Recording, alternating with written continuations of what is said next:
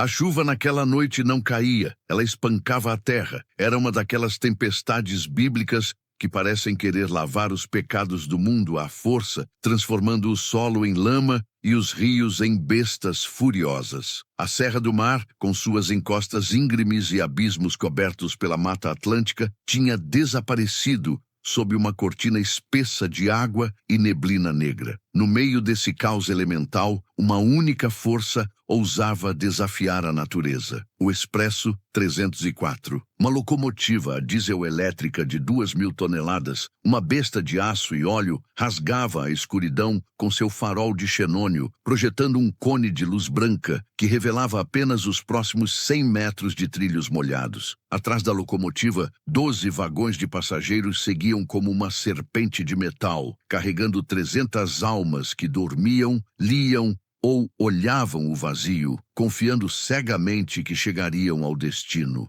No comando dessa máquina estava Roberto. Roberto não era apenas um maquinista, ele era uma instituição da ferrovia. Com 55 anos de idade e 30 de profissão, ele tinha a pele curtida pelo sol e manchada de graxa, e os olhos de quem já viu tudo o que pode acontecer em uma linha de trem. Ele conhecia cada curva, cada dormente, cada parafuso daquela rota. Ele sabia onde o trem balançava mais, onde a subida exigia mais potência e onde os freios precisavam ser acariciados com gentileza. No bolso da camisa, dobrada com o cuidado de quem carrega um talismã, estava uma foto já desbotada. Roberto não precisava olhá-la para saber cada detalhe. Camila, sua filha, no dia da formatura em medicina. O sorriso dela iluminando o auditório. As lágrimas dele molhando a câmera. Ela estava naquele trem hoje. Vagão 7, indo para o primeiro plantão da vida numa cidade onde não conhecia ninguém. Antes de partir para a cabine, Roberto tinha ligado para ela. Pai, o trem vai atrasar? O diretor do hospital é rígido com horários. Minha filha, ele tinha respondido com a voz mais firme que conseguiu. Seu pai nunca atrasou um trem na vida. Você vai chegar no horário. Eu prometo. Mas acima de tudo, Roberto era um homem de precisão. Para ele,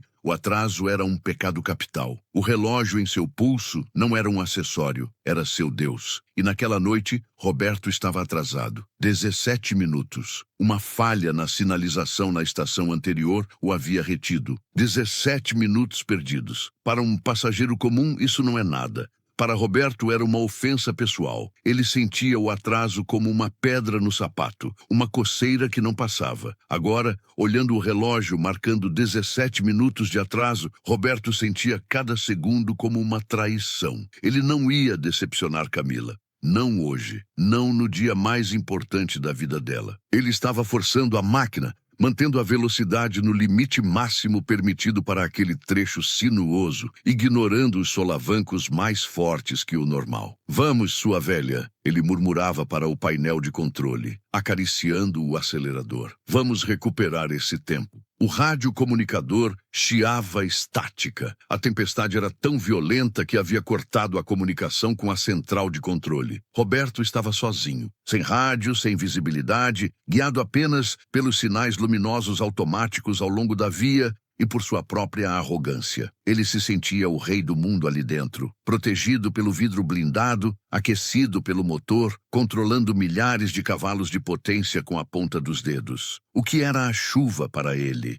O que era o vento? Ele era o homem da máquina. A natureza era apenas um cenário inconveniente. Ele não sabia, mas a natureza estava prestes a cobrar o pedágio por essa soberba. O trem contornava a curva da ferradura, um trecho perigoso onde a ferrovia abraçava a montanha. À esquerda, o paredão de pedra. À direita, o abismo. Foi então que ele viu. A uns 500 metros à frente, no meio da escuridão absoluta, uma luz vermelha surgiu. Não era um sinal da ferrovia. Os sinais eram altos, fixos, fortes. Aquela luz era fraca, trêmula, balançando perto do chão, bem no meio dos trilhos. Roberto franziu a testa. O instinto gritou, perigo! Mas a razão gritou, atraso. Que é isso agora? Ele rosnou, batendo a mão no painel. Algum animal? Algum bêbado perdido? Ele tinha duas opções: ignorar e torcer para que a coisa saísse da frente, ou frear e perder mais tempo precioso. Se fosse um animal, o limpa-trilhos resolveria. Mas a luz tinha um padrão. Ela balançava de um lado para o outro,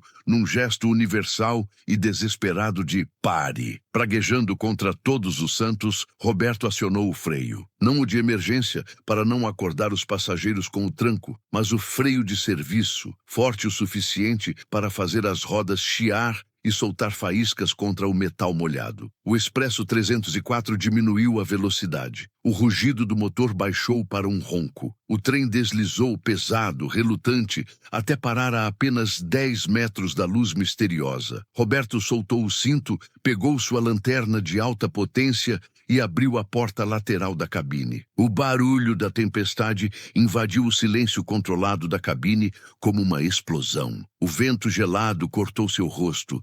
A chuva encharcou sua camisa em segundos. Ele se debruçou para fora, iluminando os trilhos com sua lanterna. Lá embaixo, parado no meio da linha férrea, estava um homem, ou o que restava de um. Era um velho, um ancião que parecia ter sido esculpido com o barro daquela montanha. Suas roupas eram trapos irreconhecíveis, encharcados e pesados. Ele não usava capa de chuva, nem chapéu. Água escorria por seus cabelos brancos e ralos, colando-os no crânio. Ele tremia violentamente, mas não parecia ser de frio, era de pavor. Nas mãos, ele segurava uma lanterna antiga, daquelas a querosene com o vidro trincado, emitindo o brilho vermelho que Roberto vira. "Sai da frente, velho!" Roberto gritou, sua voz competindo com o trovão que rasgou o céu naquele instante. "Você quer morrer? Você tem ideia do tamanho dessa máquina?" O velho não se moveu. Ele levantou a cabeça lentamente. A luz da lanterna de Roberto iluminou o rosto dele. Era um rosto cheio de vales e rugas profundas, cicatrizes de uma vida dura. Mas foram os olhos que fizeram Roberto recuar 1 milímetro. Eram olhos brancos, leitosos, cegos de catarata. Aquele homem não via o trem, mas ele olhava diretamente para a alma de Roberto. "Pare!" o velho gritou. Sua voz era rouca, quebrada, como pedras sendo moídas. "Não avance, moço. Pelo amor de Deus. Não avance." Roberto sentiu uma irritação crescer no peito. Ele estava perdendo minutos, minutos preciosos. "Você está bêbado? Está drogado?" Roberto gritou de volta, descendo 2 degraus da escada da locomotiva para ficar mais perto, mas sem tocar no chão. "Saia da linha agora, ou eu chamo a polícia ferroviária." O velho largou a lanterna no chão e correu até a escada. Ele agarrou o corrimão de metal com mãos que pareciam garras, sujas de terra e sangue. "A ponte!" O velho arfou, cuspindo água e saliva. "A ponte do diabo!" ela gemeu. Roberto parou. A ponte do diabo. O viaduto sobre o Rio das Almas. Ficava a 3 quilômetros dali. Era a maior estrutura daquela linha. Um colosso de aço construído pelos ingleses há 100 anos. Suspenso a 80 metros de altura sobre um desfiladeiro. "O que você está falando?" Roberto perguntou impaciente. O rio me contou." O velho apontou para a escuridão atrás dele. "A água comeu a pedra. O pilar cedeu. O aço está solto. Eu ouvi o estalo. Foi como um tiro de canhão, moço. Se o senhor avançar, todos morrem. O trem vai cair no vazio." Por um segundo, apenas um segundo, o silêncio se fez na mente de Roberto. A imagem do trem caindo no abismo passou por sua cabeça. Mas então, ele olhou para o painel digital dentro da cabine. Lá estava, o monitor de sinalização de via. O trecho da ponte do diabo estava marcado com uma luz verde, brilhante e estável. Verde, caminho livre. Se a ponte tivesse caído, ou se a estrutura tivesse sofrido qualquer abalo significativo, os sensores automáticos teriam cortado o circuito. O sinal estaria vermelho. O sistema de segurança da ferrovia era infalível, computadorizado, moderno. Roberto olhou para o painel. Verde, verde, verde. Olhou para o velho cego, encharcado, tremendo, agarrado no corrimão, como um náufrago numa tábua, falando que o rio contou. E então algo quebrou dentro dele. Não foi raiva, foi desprezo, puro e destilado. Ele gargalhou. Não foi uma risada educada. Foi uma explosão, alta, cortante, cruel. A risada de quem ri de alguém,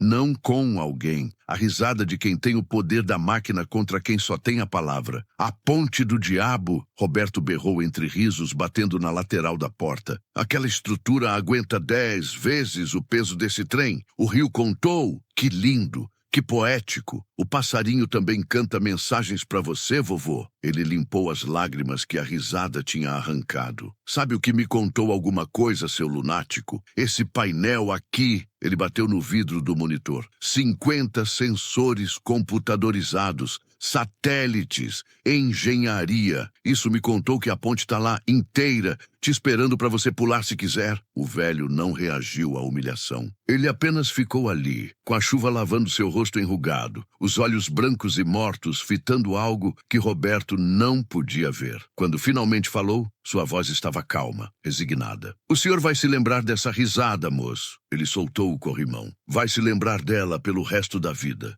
Cada vez que fechar os olhos, Roberto sentiu um arrepio percorrer a espinha, mas o esmagou com mais desprezo. Saia da frente ou eu passo por cima. Ele fechou a porta com força, isolando-se no mundo controlado da cabine. O último que viu do velho foi a silhueta dele caindo de joelhos na brita molhada, as mãos levantadas para o céu ou para o trem, gritando palavras que o vidro abafou. Roberto soltou o freio. A locomotiva rugiu e avançou. Roberto nem olhou para trás. Ele empurrou o acelerador. Cada maluco que me aparece, ele resmungou, checando o relógio. 25 minutos de atraso agora. Vou ter que voar para compensar isso.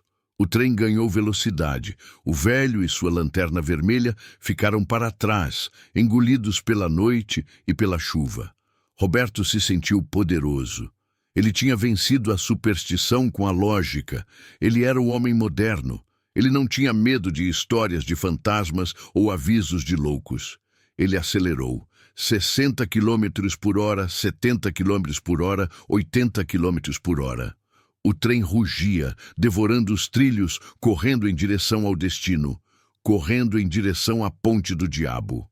Os 3 quilômetros seguintes foram tensos, mas não porque Roberto acreditasse no velho. A tempestade tinha piorado. O vento lateral batia nos vagões com tanta força que Roberto sentia a locomotiva oscilar levemente. Dentro dos vagões, os passageiros começavam a acordar com o balanço. Mães ajeitavam os cobertores nos filhos. Um empresário tentava conseguir sinal no celular. No vagão 7, Camila segurava firme a alça do assento, confiando no pai que pilotava aquela máquina. Ninguém sabia que, na cabine da frente, o maquinista tinha acabado de ignorar um aviso de morte. Roberto tentava relaxar, mas a voz rouca do velho ecoava em sua mente. O rio me contou, a água comeu a pedra. Bobagem, ele disse em voz alta. O sinal está verde. Ele olhou para o painel de novo. Verde, verde, verde. A tecnologia era sua âncora. Como um sensor poderia falhar? Era um circuito elétrico fechado que corria pelos trilhos. Se o trilho quebrasse, o circuito abria e o sinal ficava vermelho. Era física simples. O que Roberto não sabia, o que a sua arrogância o impedia de considerar, era a natureza insidiosa daquela catástrofe específica. O velho estava certo. A água não tinha derrubado a ponte ainda. A água tinha comido a pedra. Lá embaixo, no desfiladeiro, o Rio das Almas tinha subido 10 metros em 3 horas. A correnteza furiosa, carregando troncos e pedras,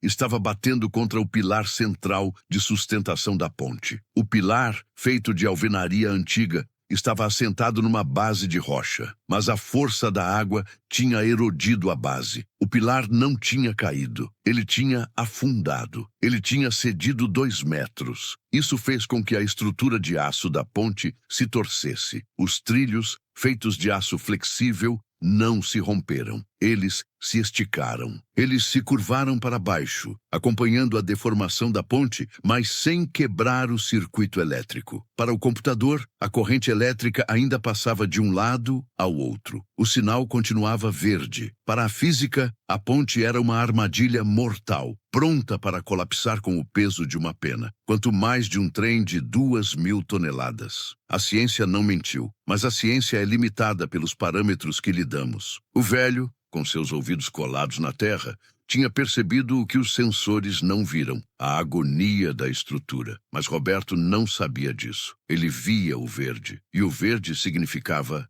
siga. A curva final antes da ponte chegou. Roberto reduziu levemente a velocidade para 60 km/h, o procedimento padrão para entrar no viaduto. O farol iluminou a entrada da ponte. As vigas de aço brilhavam, molhadas. A chuva caía tão forte que parecia uma parede sólida. Aí está ela, Roberto sussurrou, um sorriso vitorioso no canto da boca. Intacta, velho maldito, me fez perder tempo à toa. O trem entrou na reta. O sinal na entrada da ponte brilhava num verde intenso, convidativo. Roberto relaxou os ombros. Ele estava certo. Ele sempre estava certo. O nariz da locomotiva passou pelo marco zero da ponte. As rodas de aço encontraram a estrutura do viaduto. E então, no meio do rugido do motor e do barulho da tempestade, Roberto ouviu. Era um som que não deveria estar ali. Fino, agudo, quase inaudível sob o trovão. Um gemido, como o lamento de uma mulher distante, como o choro de metal sob tortura. Era o aço da ponte cantando sua agonia. Roberto sentiu o sangue gelar.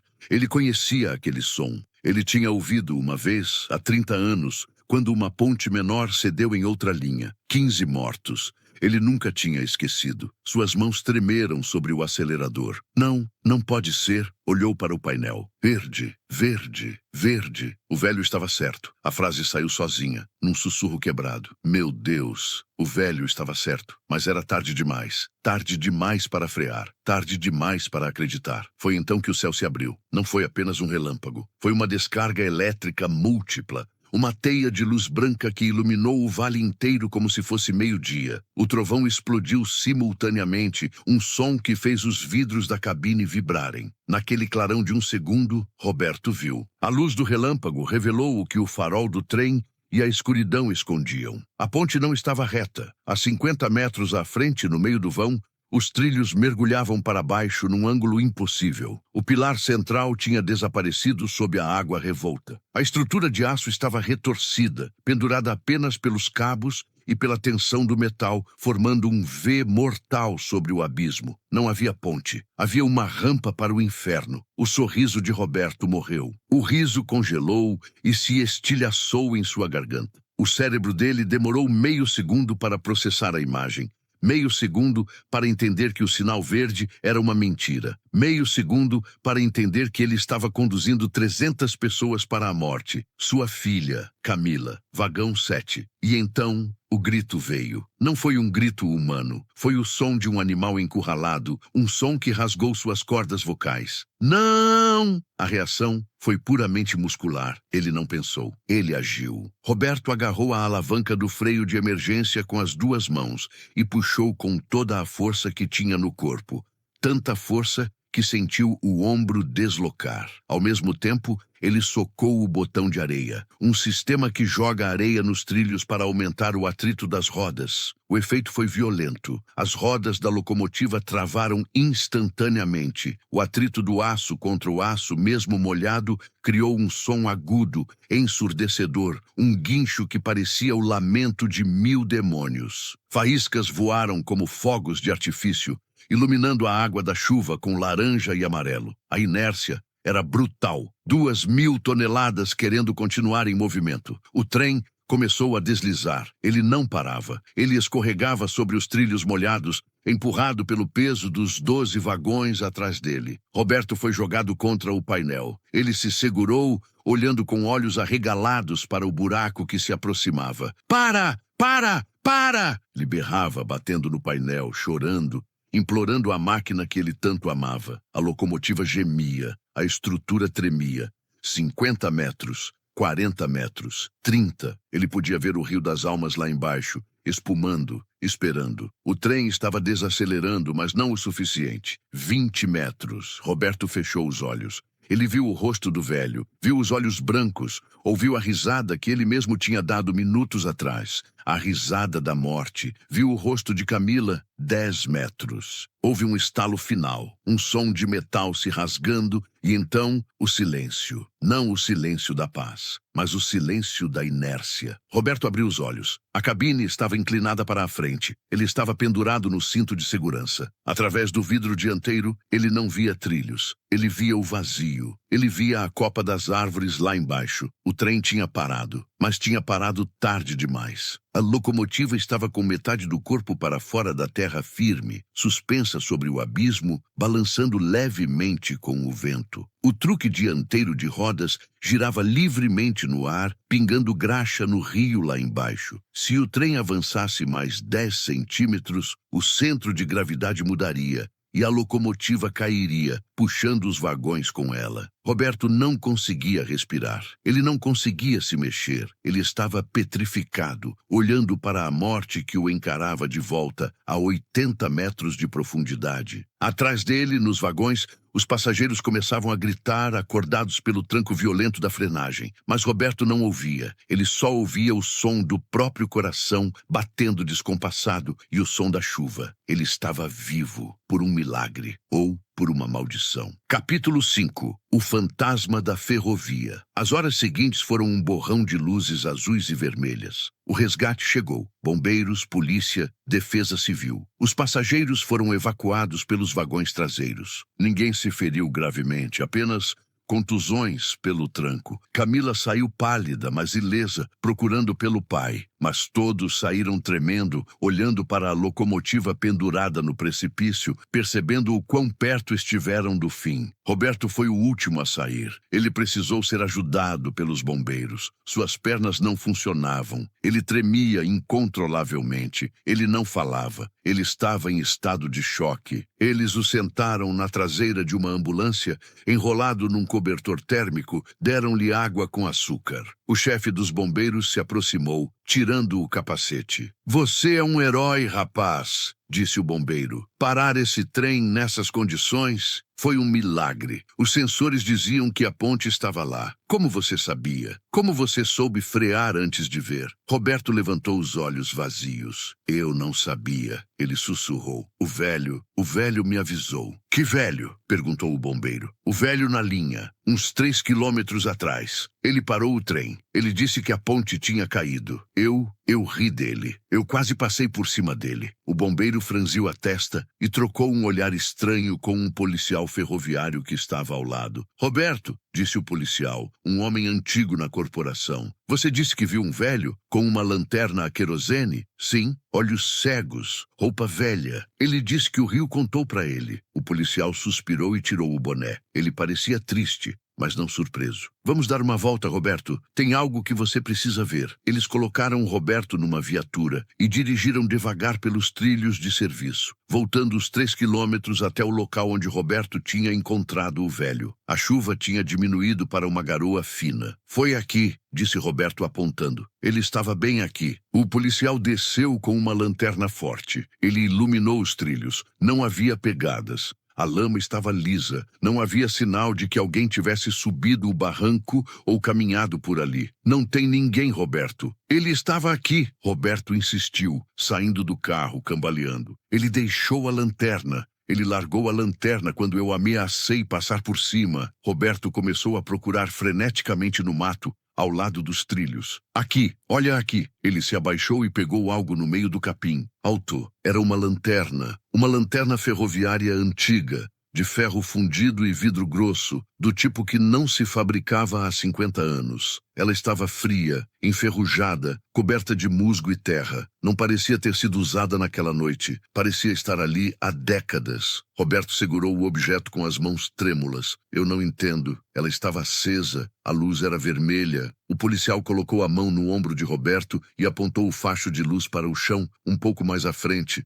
no meio do mato denso. "Ilumina ali, Roberto." Roberto direcionou a luz. No meio da vegetação, quase engolida pela terra, havia uma cruz de madeira podre e uma pequena lápide de pedra, gasta pelo tempo. Roberto se aproximou, limpando o limo da pedra com os dedos. A inscrição era fraca, mas legível. "Aqui jaz Elias Mendes, vigia da ferrovia, morto em 1974, atropelado por um trem enquanto tentava avisar sobre a queda da barreira. Ninguém o ouviu. Roberto leu a inscrição. Leu de novo. 1974, 50 anos atrás. A história era uma lenda entre os ferroviários mais antigos. Uma história que Roberto sempre considerou bobagem de vestiário. O vigia cego que conhecia a montanha pelo som. O vigia que morreu gritando para um trem parar. Um trem que não parou e descarrilou quilômetros à frente, matando dezenas. Roberto olhou para a lanterna enferrujada em sua mão. Ele não tinha falado com um bêbado. Ele não tinha falado com um louco. Ele tinha falado com a consciência da ferrovia. Ele tinha falado com um homem que, mesmo depois da morte,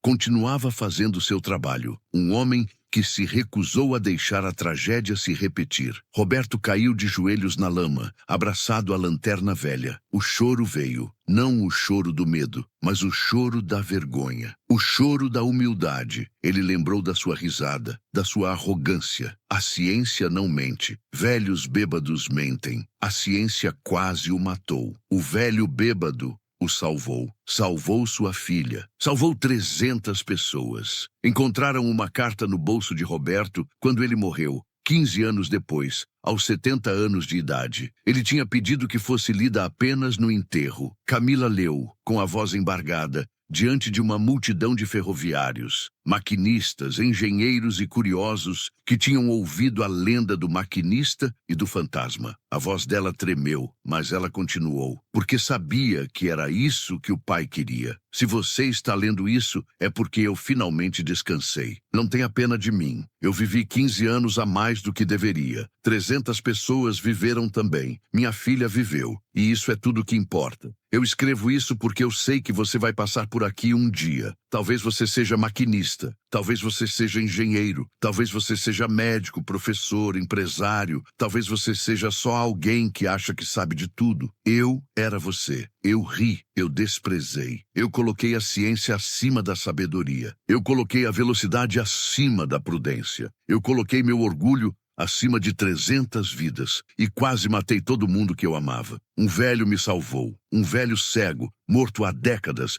que eu tratei como lixo. Eu ri dele, eu o humilhei, eu o chamei de louco. E ele me salvou mesmo assim, não porque eu merecia, mas porque ele era melhor do que eu. Se você encontrar alguém que fala o que parece loucura, se você ver alguém que avisa com métodos antigos, se você ouvir uma voz que não vem de máquina, de computador, de painel digital, não ria, pare, ouça, porque eu aprendi a verdade mais dolorosa do mundo. Humildade não se compra, não se estuda, não se programa em computador. Humildade só se aprende quando você está a 10 centímetros do abismo, olhando para baixo, entendendo que você não é Deus, entendendo que toda a sua tecnologia, toda a sua inteligência, todo o seu conhecimento não valem nada se você não souber ouvir. Eu deixo a lanterna de Elias pendurada na lápide dele. Se você passar por lá, acenda ela, só por 1 minuto, e agradeça. Agradeça aos velhos, aos loucos, aos que ninguém ouve, aos que falam baixo enquanto o mundo grita, porque são eles que seguram o mundo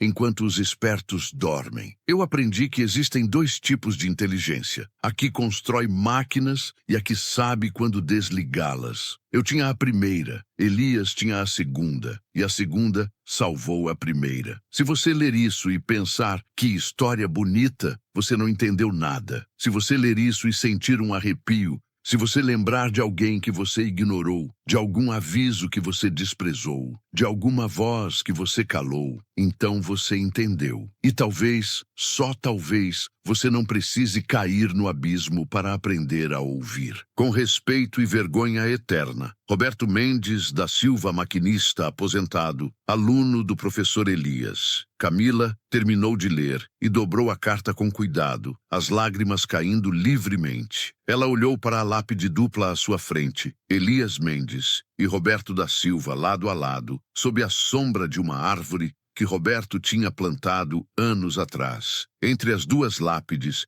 pendurada num suporte de ferro que Roberto tinha forjado com as próprias mãos, estava a lanterna antiga, e ela estava acesa. O vidro vermelho brilhava suavemente na tarde ensolarada, visível mesmo sob a luz do dia. Camila olhou ao redor. Ela tinha chegado ali de manhã cedo, antes de qualquer visitante, e a lanterna estava apagada. Ela tinha certeza, mas agora ela ardia, com uma chama impossível, sem querosene, sem explicação. Camila não sentiu medo, ela sentiu paz. Ela colocou a mão sobre a lápide do pai e sussurrou: "Pode descansar agora, pai. Eu vou cuidar da lanterna, eu prometo." O vento soprou suavemente entre as árvores, carregando o som distante de um apito de trem. E por um segundo, só um segundo, Camila teve certeza de que ouviu duas vozes no vento. Uma era do pai, a outra de alguém que ela nunca conheceu, mas que conhecia ela desde sempre. Eles riam, mas não era a risada da soberba. Era a risada de quem finalmente encontrou companhia na eternidade. A risada de dois guardiões que nunca mais estariam sozinhos. Porque há chamas que não se apagam com a morte. Há apenas chamas que passam de mão em mão eternamente.